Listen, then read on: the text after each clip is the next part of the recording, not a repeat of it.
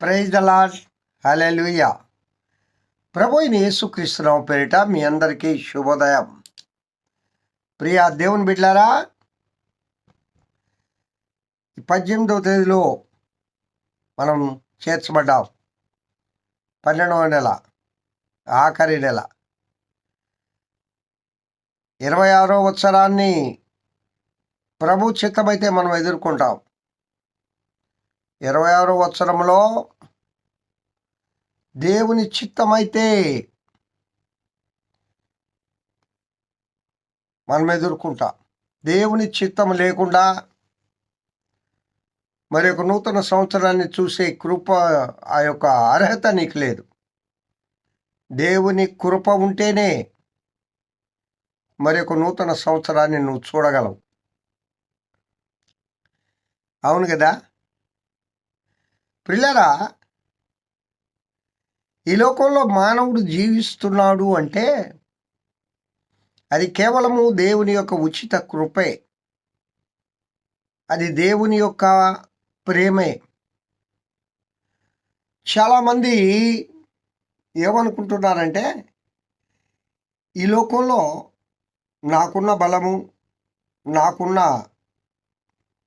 వయస్సు, నాకున్న ధనము,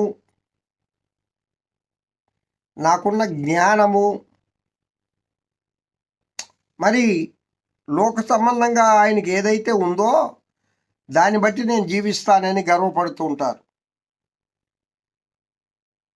బైబిల్ గ్రంథంలో ఒక మంచి మాట రాయబడి ఉంది. గర్వానికి ముందు నాశనానికి ముందు గర్వం నడుచుద్దట. నువ్వు నాశనం అయిపోతావు అనే దానికి సూచన ఏంటంటే, ముందు నువ్వు గర్వంగా ప్రవర్తిస్తుంటావు. అది ఎలాంటి గర్వం అంటే, తల్లిదండ్రులను గౌరవించేది లేదు, పెద్దలను గౌరవించేది లేదు, ఒక అహంకారం. నేనెవ్వరికి తల వంచను.